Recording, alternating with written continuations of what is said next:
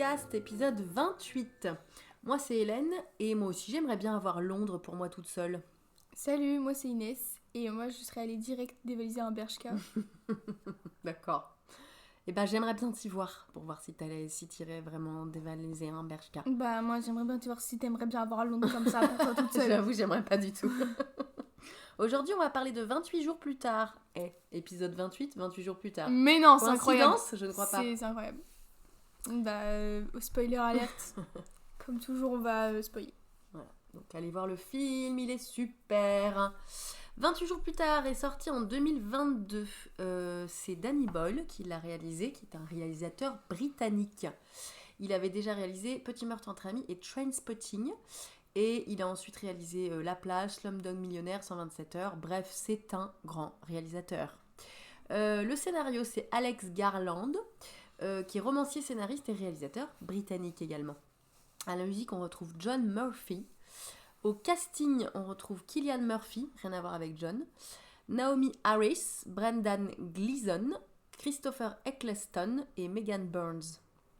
Au niveau des fun facts, le film est le premier d'une série. 28 semaines plus tard, a été réalisé par Juan Carlos Fresnadillo. Il est sorti en 2007. Un troisième film, 28 ans plus tard, à nouveau réalisé par Danny Boyle, est sorti en 2025. Là, vraiment dans les semaines précédentes à l'heure actuelle où on parle. Il sera le premier d'une nouvelle trilogie qui se poursuivra avec 28 Years Later, The Bone Temple, prévu en 2026. Au Royaume-Uni, le film était interdit aux moins de 18 ans lors de sa sortie, puis interdit aux moins de 15 ans, ça a été réévalué en 2025, et en France, il a été directement interdit aux moins de 16 ans. Nous, les Français, on n'est pas trop, on n'est pas trop regardants, hein, on s'en fout. Le rôle de Jim a d'abord été proposé à Ewan McGregor et à Ryan Gosling avant d'être attribué à Cillian Murphy. Je pense qu'ils auraient tout à fait le job également. Même si du coup maintenant c'est Cillian dans notre tête. Je sais pas qui c'est Ewan McGregor, est-ce que tu l'as déjà vu dans un film? Je pense que oui. C'est un acteur britannique aussi. Si je dis pas de conneries. Pour tourner ces images de Londres totalement désertées, le réalisateur a obtenu la collaboration des autorités londoniennes pour que la circulation soit interrompue pendant qu'il tournait, généralement le dimanche matin très tôt, dans des lieux généralement très fréquentés comme Westminster Bridge, Piccadilly Circus, Hogwarts Parade et Oxford Street. A l'origine, la seconde moitié du film devait être radicalement différente de celle qui a été tournée. En lieu et place des soldats, Jim et ses amis trouvaient le laboratoire à partir duquel le virus s'était répandu. Un scientifique survivant leur expliquait que le seul moyen de guérir Frank était une transfusion complète du sang et Jim se sacrifiait pour le guérir. Le script original a été changé par Danny Boyle car le moyen de guérison n'était selon lui pas assez plausible. Le film reçoit un accueil critique généralement positif, recueillant 87% de critiques favorables avec un score moyen de 7,4 sur 10 sur le site Rotten Tomatoes et sur le site Metacritic, il obtient un score de 73 sur 100. Le film est crédité de façon générale pour avoir donné une nouvelle impulsion au genre du film de zombies. Il est classé à la 4e place sur la liste des meilleurs films de zombies de tous les temps, dressée par les sites Bloody Disgusting, Collider, Paste et par le magazine Première. Le film connaît un important succès commercial rapportant plus de 10 fois son budget. Le film a reçu le Saturn Award du meilleur film d'horreur, l'Empire Award du meilleur film britannique, le Golden Schmooze Award du meilleur film d'horreur de l'année et le Chainsaw Award du meilleur scénario. Alors, si tu devais décrire ce film en 3 mots, qu'est-ce que tu dirais ? Je dirais épidémie, survivant et apocalypse. Ouais, c'est pas mal. Alors, ça cause de quoi 28 jours plus tard ? Du coup, c'est un jeune homme qui se réveille de l'hôpital, il était dans le coma. Il se réveille et il est à Londres et Londres c'est désert et tout, il n'y a personne. Et il se rend compte qu'il y a il y a une épidémie qui a tué tout le monde quoi. Et qu'il y a des malades qui sont désinfectés qui essayent de le tuer quoi. Du coup, il se fait d'autres potes survivants, il y en a qui meurent, il retrouve d'autres personnes, ils essayent de rejoindre l'armée, qui a laissé un message à la radio, et du coup, il y en a qui meurent, etc. Ensuite, il se rend compte qu'à l'armée, ils veulent juste garder ses potes, les femmes, quoi, pour repeupler l'humanité. Du coup, il essaye de s'échapper et tout, mais ils essayent de le tuer et ils veulent juste garder les femmes, quoi. Et ensuite, du coup, il revient, il tue tout le monde et il s'échappe avec ses potes. Et ils se rendent compte aussi que en fait, le reste du monde n'est pas infecté parce qu'ils voient des avions et tout. Du coup, ils ont juste mis l'Angleterre en quarantaine, mais le reste du monde, il est safe. Du coup, ils s'installent dans une maison en attendant que des gens viennent les chercher. Et à la fin du film, ils se font repérer par un avion, et voilà, quoi. Donc on peut supposer qu'ils s'en sortent à la fin, les 3 survivants en tout cas qu'on a suivi tout le film, on peut supposer qu'ils vont s'en sortir, quoi. Alors, c'est quoi ton avis sur ce film ? Moi, j'ai bien aimé. Je trouve que le scénario il est très bien. C'est bien, quoi. Ok, t'as aimé. Ouais. Moi, je l'avais déjà vu. Je l'avais déjà vu, mais globalement, je pense quand il est sorti, donc ça remonte. Et je l'avais jamais revu. C'est un des films qui m'avait bien traumatisée aussi. J'avais des flashs, un peu comme Sixième Sens. J'avais des flashs du film après, ça m'avait un peu traumatisée. C'est là que je vois que je me suis endurcie maintenant. À l'époque, je regardais tellement pas de films qui faisaient peur que du coup, j'étais une petite nature. Et j'avais déjà trouvé que c'était un excellent film à l'époque. Parce que justement, ce côté, en fait, les survivants, ils sont presque pires que les infectés. J'avais trouvé ça vachement dark, quoi. J'étais un peu gothique à l'époque. N'importe quoi. C'était qui ton personnage préféré ? Le chef de l'armée, de fou. Super sympa. Non, je pense que c'est Jim. Ou le héros ? Ouais. Pourquoi c'est ton personnage préféré ? Parce qu'il a rien demandé, il se réveille juste du coma tranquille et il n'y a plus rien et tout, le pauvre. Voilà.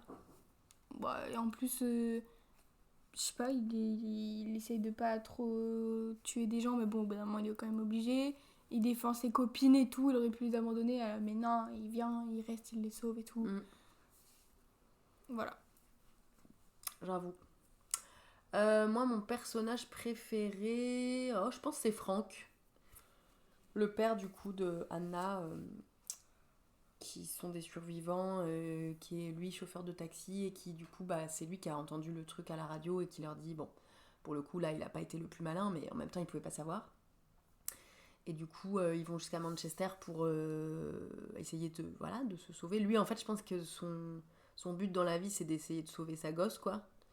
Parce qu'il se dit que tout seul, il n'arrivera pas à la faire survivre. Donc son seul espoir, c'est vraiment qu'il y ait vraiment une solution avec l'armée et tout ça. Et en fait, quand ils arrivent, il n'y a personne. Ils se rendent compte que non, finalement, ça va peut-être pas être si facile que ça.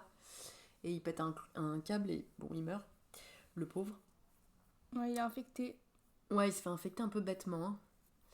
Mais du coup, il est quand même très gentil parce qu'en plus, pareil, tu vois, il les accepte chez lui et tout, alors qu'il pourrait très bien se méfier, tu vois. Enfin bon, c'est un gentil, quoi. Et c'est le personnage, c'est l'acteur qui joue Maugrey Folleuil, donc on l'adore. Ton personnage détesté. Là, on a de quoi faire, hein. Je pense que c'est peu importe, un mec de l'armée. Il y en a un qui est gentil. Dans les militaires. Oui. C'est tout. Tous les autres, ils sont méchants. Qui se fait tuer, d'ailleurs. Oui, d'ailleurs. Il sert à rien. Il sert à rien, le pauvre. Mec, le dernier survivant de l'armée, je dirais. Ah non, ça, c'est le chef. L'avant-dernier, du coup. Qui veut violer sa pote, quoi. Ouais. Ils veulent tous... Globalement, ils veulent tous les violer, hein, je pense. Oui, mais lui, il est plus... Vénère. Ouais. Oui, personnage détesté. Globalement, tous les militaires, à part le major, là, qui est le seul à leur dire, les gars, c'est peut-être pas super ce qu'on fait, là. Du coup, il se fait buter par ses potes. Allez, comme ça... Globalement, tu te dis, tiens, c'est la fin du monde, tout le monde meurt, et il y a quand même d'autres gens, des humains, qui sont pas malades, qui trouvent le moyen d'assassiner des survivants, quoi. T'es là-bas. Peut-être, je sais pas, jouer la safe, peut-être que les survivants qui restent, faut les laisser vivants, quoi. Non, ils butent d'autres gens encore. Bref. C'est quoi la scène qui t'a le plus marqué? Je dirais que c'est la scène où justement le personnage là que je déteste qui se fait tuer du coup par Jim. Ah, Parce que je sais pas, il lui crave les yeux et c'est tout. violent, ouais. C'est pas hyper fun. Ouais, il lui fait une auberine. Tu comprendras quand tu regarderas Game of Thrones. C'était une scène horrible. Et je me rappelais plus du tout qu'il faisait ça, ouais. Vraiment, il lui met les pouces dans les orbites oculaires. Et c'est bien violent, quoi. À tel point que d'ailleurs, sa pote, elle croit qu'il est infecté, en fait. Tellement il est violent. Tellement il a la rage. Mais non, juste il est vénère parce qu'on veut violer ses potes. Ce qui est déjà une belle façon d'être énervé, je comprends. Je le serais à sa place aussi. Moi, la scène qui m'a le plus marquée, et ben en fait, vu que j'avais vu déjà ce film il y a des années, et ben celle qui me revenait le plus quand je pensais à ce film, c'est la scène dans le tunnel. Ah ouais. Ouais, c'était celle-là qui m'avait le plus marquée. Quand ils sont coincés eux, dans le tunnel, ils sont en train de changer leur roue. Et en fait, il y a des infectés qui arrivent, mais genre une horde, quoi. On les voit vraiment arriver par une espèce de... par la lumière du bout du tunnel, quoi. Donc en fait, on voit que des ombres. Et je sais pas si on a dit, mais les infectés, ils galopent, quoi. Vraiment, ils courent très vite. Donc on les voit arriver en mode sprint. Et on est là, faut vraiment remonter dans la voiture, là, en fait. Je pense que c'est la scène qui m'avait le plus stressée, ouais, à l'époque. Passons à notre note. Inès, combien tu as mis au scénario? Scénario, j'ai mis 2 sur 2. Réalisation aussi, casting aussi. Musique, j'ai mis 1, parce que je me rappelle pas non plus, mais je sais qu'elle était bien. Et message valeur, j'ai mis 2. Je me suis dit que c'était un truc même si les humains ils sont pas infectés, ils s'entretuent quand même et tout. Voilà. Trop déteubé. Ouais. Donc ça me fait 9 sur 10. Allez là. Moi au scénario j'ai mis 2 également, à la réalisation j'ai mis 2, au casting j'ai mis 2, à la musique j'ai mis 2. Car la BO de ce film est incroyable. Il y a notamment un morceau... c'est le morceau... Alors attends, quand est-ce qu'il est... c'est quand il lâche, justement quand Cillian Murphy, là, son personnage, il lâche l'infecté sur l'armée. Et pendant toute la scène en fait de violence, il y a ce morceau qui est trop bien. Ensuite, au message valeur, j'ai mis que 1 sur 2 moi personnellement parce que bon, j'ai du mal à mettre 2 sur 2 quand les messages valeurs sont très pessimistes, très dark, j'avoue. Donc j'ai mis que 1. Ce qui me fait quand même une note de 9 sur 10, ce qui nous fait une note de 18 sur 20. Passons au classement. Le film entre-t-il dans notre top des meilleurs films selon nous? Bah oui, du coup, il est à la 4e place du top 5 du coup, qui est donc Seven, Shining, Shutter Island, 28 jours plus tard du coup, et Carrie au bal du diable. Allez là! Ça faisait longtemps qu'on n'avait pas fait rentrer un film dans le top 5. La dernière fois, c'était The Shining, qui était rentré directement à la 2e place. Ah non, c'est Seven? Bah c'est Seven. Qu'est-ce que je raconte? Bref, ça fait toujours plaisir de faire rentrer un film dans le top 5. Et du coup, on a dit au revoir à Frankenstein.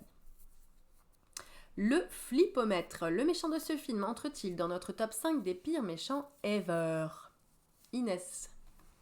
Moi du coup oui, il est en top 5. Donc mon top 5 c'est voilà. Ensuite le Xenomorph, après Freddy Krueger, ensuite l'Hôtel Overlook et ensuite les infectés. Ah toi tu mets Freddy Krueger avant les infectés? Oui, c'est affreux, j'aime trop dormir. Faut me foutre la paix quand je dors en fait. Alors moi aussi, il est rentré dans mon top 5. Dis donc c'est un carton plein pour 28 jours plus tard là. Pareil, à la 5e position. Et moi donc le top 5 c'est The Thing, le Xénomorphe, le requin de Jaws, Pazuzu dans l'Exorciste et les infectés du coup de 28 jours plus tard. Nos recos. Alors Inès, qu'est-ce que tu recommandes en lien avec ce film? Je recommande La 5e vague.